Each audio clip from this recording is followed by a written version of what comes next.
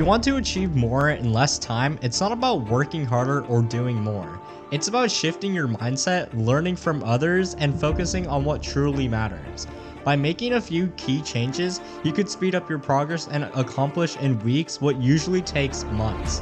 Here are 5 straightforward principles plus a bonus tip, because I know you guys really like bonus tips.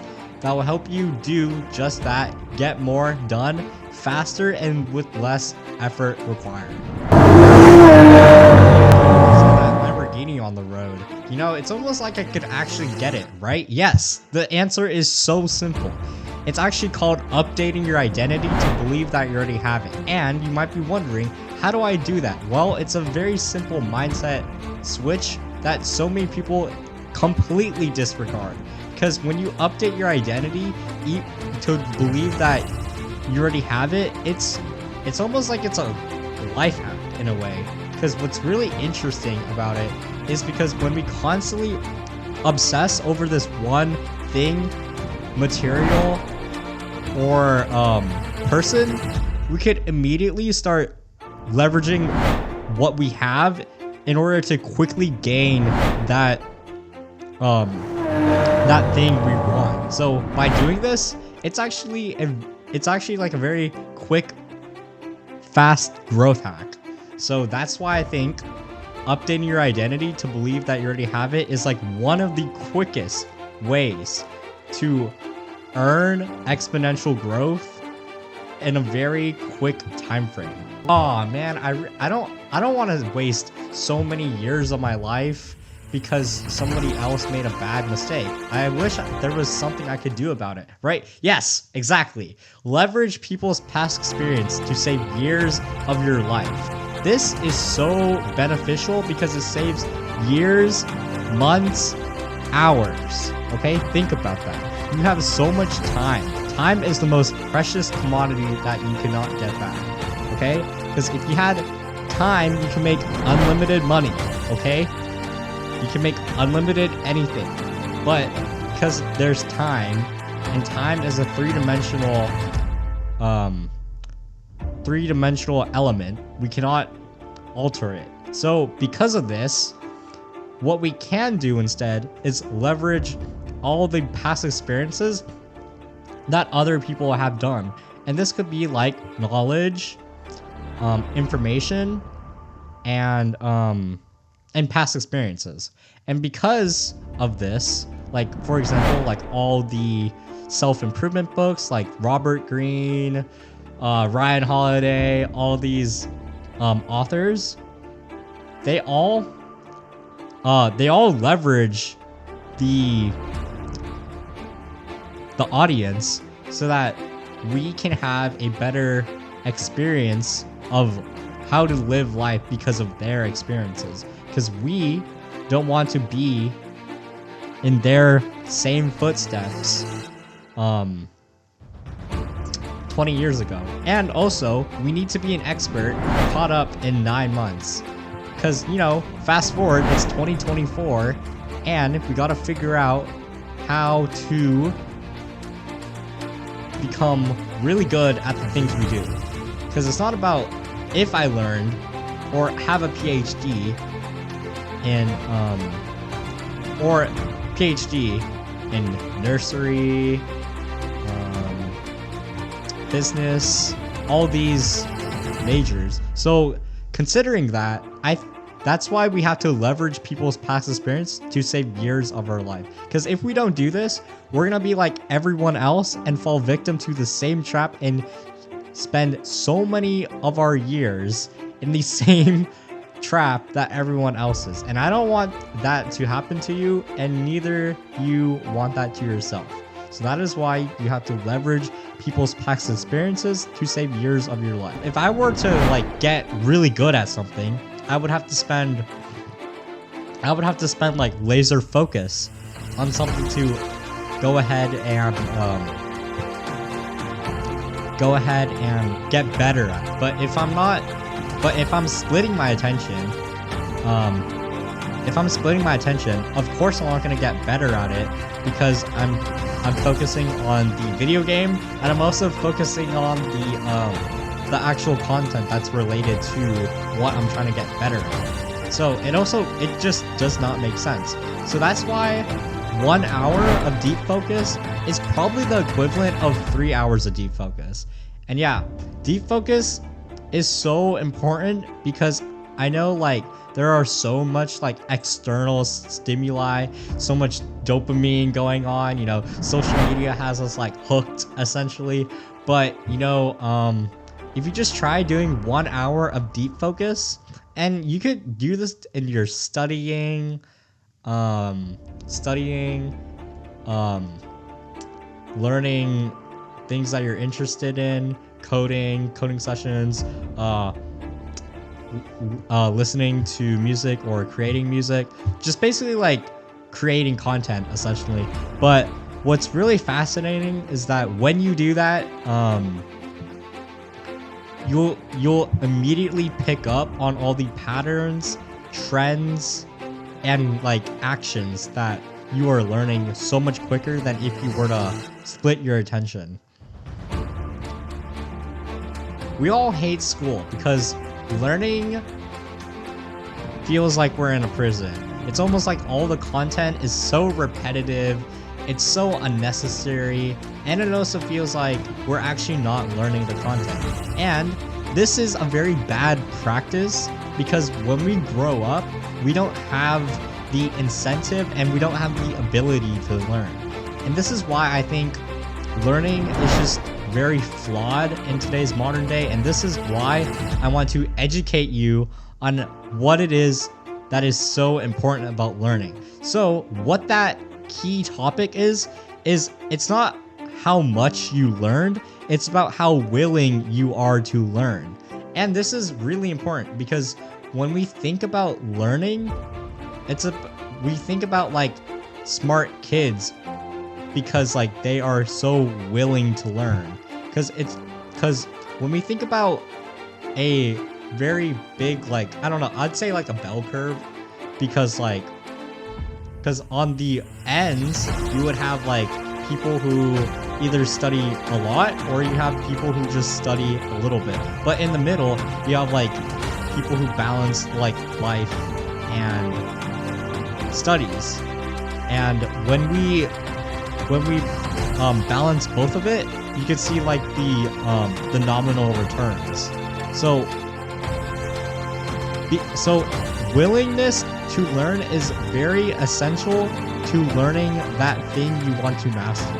And when we also went ahead and I talked about how fragmented attention is detrimental to learning a new skill, it's because willingness to learn is essentially compounded with all the other topics that I talked about. So if you do not have any willingness to learn, you essentially screw yourself in any ability to learn. So that is why it's not about how much you learn, because even if you learn calculus 2, 3, yeah, if you don't know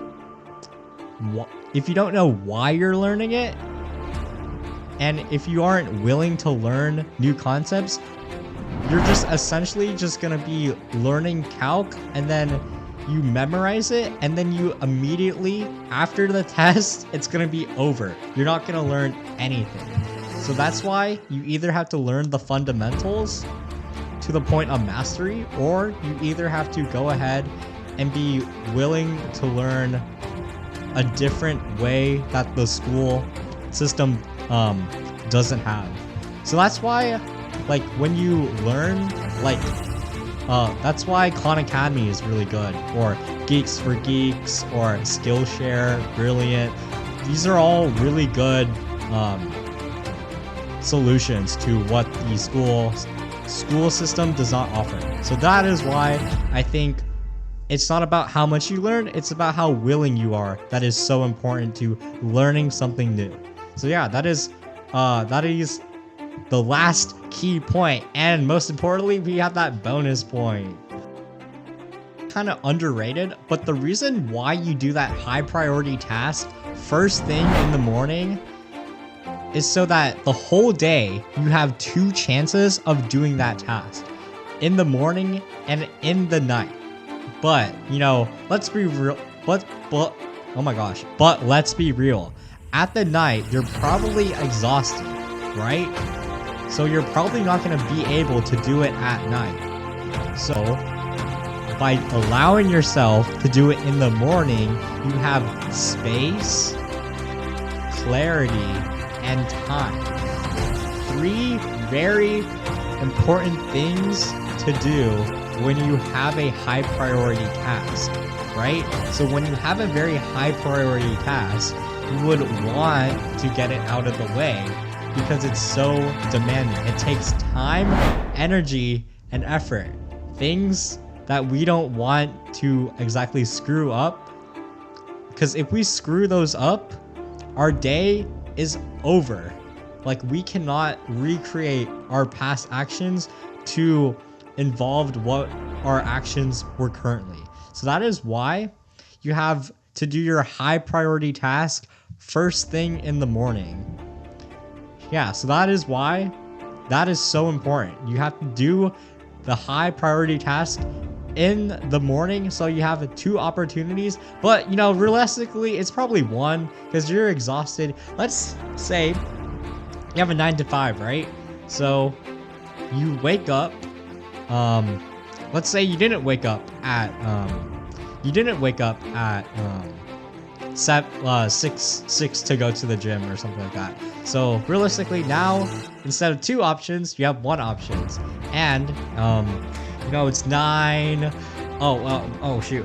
It's 8 right now. You're getting ready for work, and you're grabbing your coffee, and then you're grabbing your keys, driving to work. You're stuck in traffic for 30 minutes, and then it's 9 o'clock, and then 8 hours go by, and then you grab your keys, you grab your water bottle, start the car. 30 minutes go by in traffic.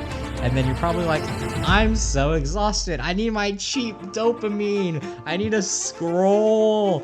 I need Twitter. So you do that. And then, yeah, now your mind completely messed up with brain fog, no clarity, no time, and no space. So you're probably not going to go to the gym because, you know, you had 2 opportunities, but now you only have 1. And, you know, like I said, you know, those 3 things are really demanding. So now you have 0 opportunities. And this is the cycle that I really want to teach you guys, because when you're in this cycle, it's a very detrimental trap that we all face, and we all get here at some point. So when we get here, we just have to understand time, space, and effort. So that is why you just need to understand to do the high task in the morning, because you only have so much time in a day, and you only have so much space and effort that you have on a daily basis. So that is why this bonus is a very important tip, and I'm not messing around. You should probably go to the gym at some point during the day, or if you're a night guy, also do it at the night. It's a pretty good skill to have. At the end of the day, achieving more isn't about how many hours you worked or how much you know. It's about working smarter, shifting your mindset, and learning from the experiences of others. By updating your identity, focusing deeply on your priorities, and staying open to new lessons, you could accomplish more in a few months than many people do in a year. Alright guys, you know, remember, it's not about perfection, but progress. Start with one principle at a time and watch how quickly things start to change. You know, subscribe for tips that don't waste your time. I know how important it is. So if you guys are curious, I'm starting a growth hack course based on creating that channel that pops off. You know, all the knowledge based on what successful creators did. Andrew Kirby, Hamza, Naval, Ali Abdal, all these wonderful creators, and I'm here to show you their business models, audience retention, Premiere files, After Effects files, templates, sound effects files, all of that stuff. And if I'm missing something, you know, you guys are like curious. You know, I know you guys wouldn't actually buy it if I didn't give you good reasons to buy it. So those are some of the reasons, but you know, as a new small YouTuber, I'm gonna go ahead and implement more strategies in the comments. So go ahead and list YouTubers or anyone you want me to go add to this course. And again, if you do that, you'll get free ebooks, giveaways, and more free stuff. Yes, we all love free stuff. So yeah, it's gonna be a $50 bag of all the goodies. So yeah, stay tuned, subscribe.